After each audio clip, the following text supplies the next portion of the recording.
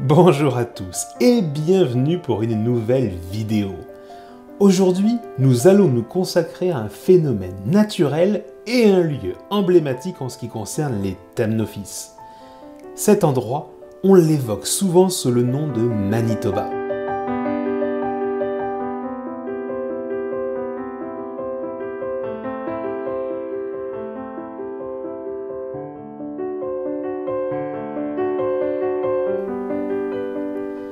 Manitoba, c'est où?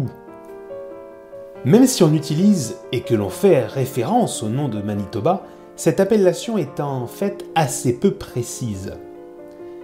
Manitoba est en effet le nom d'une province canadienne, dont la capitale est la ville de Winnipeg. La province est vaste car elle s'étend sur quelques 650 000 km² depuis la baie d'Hudson au nord-est jusqu'à la frontière avec l'État du Dakota du Nord aux États-Unis au sud-ouest. La province est aussi réputée pour son climat rude, ses grands lacs et son aspect sauvage. Elle est assez peu peuplée puisqu'on ne compte que 2 habitants au kilomètre carré, en moyenne, sur toute la province, mais que ce chiffre mérite d'être en plus un peu commenté, puisqu'on constate que les 3/4 de cette population vivent en réalité dans l'aire urbaine de Winnipeg, au sud de la province. Même si l'on évoquera donc ensemble dans cette vidéo le nom de Manitoba, notre sujet d'étude du jour portera en fait sur un endroit de la province situé à environ 100 km au nord de Winnipeg, à proximité d'un village appelé Narcisse, situé dans une région nommée Interlake, car situé entre le lac de Manitoba et le lac de Winnipeg. Manitoba, c'est quoi ? Vous vous en doutez bien en étant sur ma chaîne que si je vous ai mentionné Manitoba, ce n'est pas uniquement pour vous décrire sa situation géographique. Manitoba est un endroit lié aux Thamnophis et qui est même devenu un lieu emblématique en ce qui concerne ses serpents. D'ailleurs, vous êtes déjà, sans doute, si vous vous intéressez au sujet des Thamnophis, tombé sur des vidéos montrant de véritables amas de ces serpents, où des quantités absolument énormes d'individus se retrouvent jusqu'à former ce que certains décrivent comme un tapis de serpents. Eh bien, c'est là que nous raccrochons le sujet du jour, car ces scènes naturelles absolument hallucinantes, c'est à Manitoba qu'elles se déroulent chaque année. Quel Thamnophis y voit-on et comment expliquer ce comportement? Les Thamnophis que l'on peut observer à Manitoba font presque tous partie de la même sous-espèce, les Thamnophis sirtalis parietalis. Ces serpents avoisinent le mètre pour les belles femelles à l'âge adulte. Ces dernières sont bien plus grosses que les mâles qui eux dépasseront rarement les 70-75 cm de longueur. Cette différence de dimorphisme est commun aux Thamnophis en général. Concernant leur apparence, ils possèdent une rayure dorsale bien prononcée d'une couleur se rapprochant du jaune, allant de la base du cou jusqu'à la queue. Ils possèdent aussi 2 rayures dorsales latérales, jaunes également, mais celles-ci se confondent parfois avec leur ventre et sont plus ou moins prononcées. Leurs flancs sont rouges avec des taches noires. La quantité de rouge peut beaucoup varier entre les différents spécimens. Le ventre est jaune clair et leur langue rouge et noire. Si Manitoba est un sanctuaire réputé de cette sous-espèce, on pourra aussi citer d'autres serpents endémiques de la région, qui seront observables à des degrés très moindres dans cet espace. On trouve notamment 2 autres espèces de Thamnophis, les Sirtalis sirtalis et les Thamnophis radix. Toutefois, la quasi-exclusivité des serpents présents sur place sont bien des Thamnophis sirtalis parietalis. Le phénomène qui les fait se rassembler a donné lieu à de nombreuses études de chercheurs, qu'ils soient américains ou canadiens. On sait aujourd'hui que la zone géographique de très forte concentration qu'est Manitoba est, en réalité, un lieu qui leur sert à 2 choses fondamentales. Hiberner, tout d'abord, puis se reproduire. Lorsque le besoin d'hibernation commence à se faire sentir, vers octobre-novembre, les Thamnophis se redirigent chaque année vers les mêmes endroits, fréquentés par des générations successives de serpents, car ils offrent les bonnes conditions permettant de passer l'hiver sous ces latitudes parfois assez extrêmes. En effet, dans la région, les températures les plus rigoureuses l'hiver peuvent atteindre pas loin de -40 degrés. Si les serpents se retrouvent à Narcisse, c'est aussi en partie dû aux propriétés géologiques du site. Le sol y est composé de calcaire et l'eau, passant sur ces roches, entre ces roches, a naturellement créé des cavités naturelles, devenant au fur et à mesure du temps et des siècles des hibernacles à serpents, comprenez des cavités pouvant servir à l'hibernation des serpents, protégeant ainsi ces derniers des températures glaciales tout en leur offrant une bonne hygrométrie. Et si vous suivez mes vidéos sur l'hibernation, vous savez que ces deux paramètres sont capitaux pour l'hibernation des serpents. Certains hibernacles offrent des cavités allant jusqu'à 6 à 10 mètres en dessous du niveau du sol. Les serpents s'y réfugient donc et se blottissent les uns contre les autres durant tout l'hiver, sans manger ni boire, en essayant ainsi de garder un niveau de chaleur correct. Le nombre d'hibernacles favorables à l'hibernation n'est pas si élevé que ça à Narcisse, et même dans la région. Et c'est aussi la raison d'une telle concentration d'individus à des endroits précis. À Narcisse, les autorités ont même créé une sorte de réserve naturelle accessible aux touristes, afin également de sanctifier cet endroit, présentant 5 grands hibernacles, ce qui est un nombre considérable. Les grands hibernacles abritent parfois jusqu'à 10 000 individus, ce qui fait qu'à leur sortie, vers mi-avril-mai, le spectacle soit aussi conséquent et incroyable. Lorsque les serpents sortent donc d'hibernation, l'activité est intense autour des hibernacles, car la période correspond maintenant à celle de la reproduction. Ce sont les mâles qui vont sortir en premier de leur léthargie, quelque temps avant les femelles. Ceci se fait de façon naturelle. Ils vont alors se masser progressivement, juste à la sortie des hibernacles, avec une seule idée en tête, se reproduire.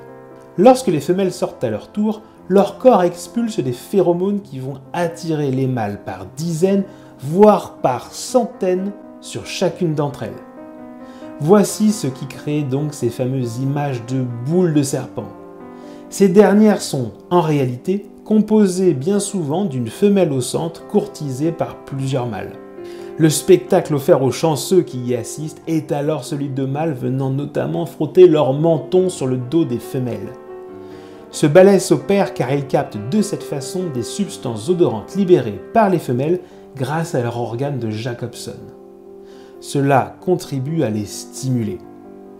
Les mâles tentent ensuite de s'enrouler autour des femelles et notamment de bloquer leur queue contre la leur afin de pouvoir insérer un de leurs hémipénis dans l'appareil reproducteur de la femelle en vue de la féconder.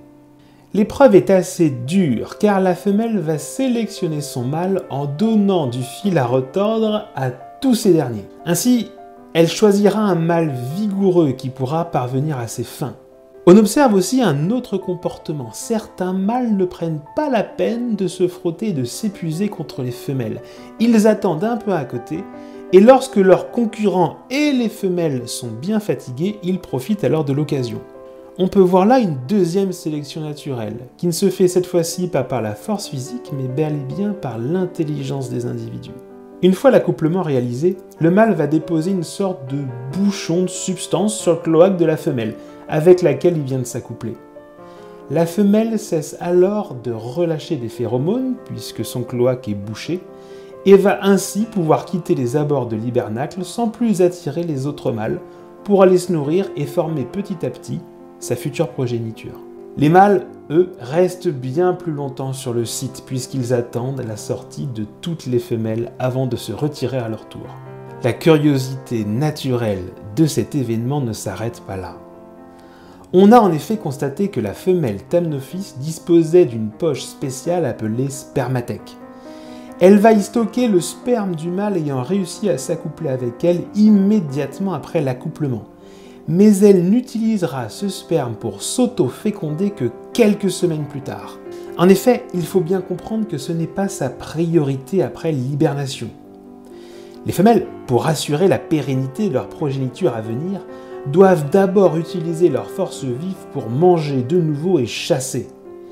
L'énergie nécessaire à la reproduction et à la production justement de nouveaux embryons sera utilisée dans un second temps. Ce qui est encore plus fou, c'est que cette fameuse spermathèque peut conserver de la semence plusieurs années durant. On estime que certaines femelles ont ainsi utilisé du sperme datant d'un accouplement survenu près de 4 ans auparavant. C'est absolument incroyable. Les petits naissent en général vers juillet-août. Les enjeux liés à Manitoba et sa protection. Évidemment, après l'étude que nous venons de fournir sur l'endroit absolument extraordinaire qu'est Manitoba, on comprend vite ce qu'il représente pour la pérennité de la sous-espèce des Thamnophis sirtalis parietalis notamment. En effet, la profusion de serpents que l'on voit sur les différentes images ne doit en rien cacher l'absolue fragilité et l'équilibre précaire d'un tel endroit. On pourrait être tenté de se dire que les poches de conservation sont importantes et impressionnantes au vu de ces tapis de serpents répandus sur le sol. C'est vrai, mais elles sont aussi très peu nombreuses et par voie de conséquence assez fragiles. Protéger ces serpents est donc absolument vital et c'est ce qu'ont entrepris les juridictions locales depuis quelques années.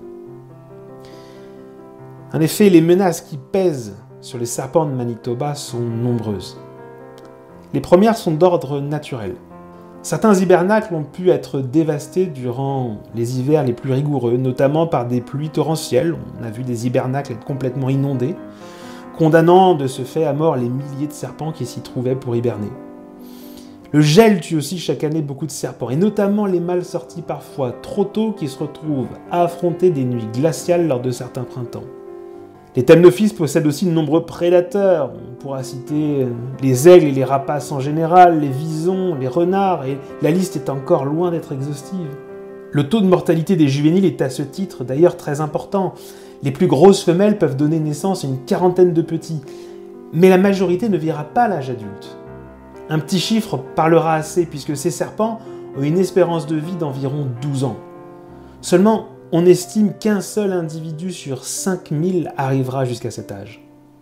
Plus les femelles sont grosses et vieilles, plus elles sont susceptibles de donner de grosses portées. Préserver ce type de femelle semble donc d'un intérêt tout particulier. Les facteurs que je viens de citer sont naturels et font partie des risques liés à la vie de ces serpents.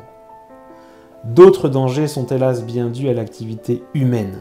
Leur très forte densité a en effet donné lieu à une capture massive il y a quelques décennies pour revendre ces Thamnophis à des petits prix dans les animaleries du monde entier.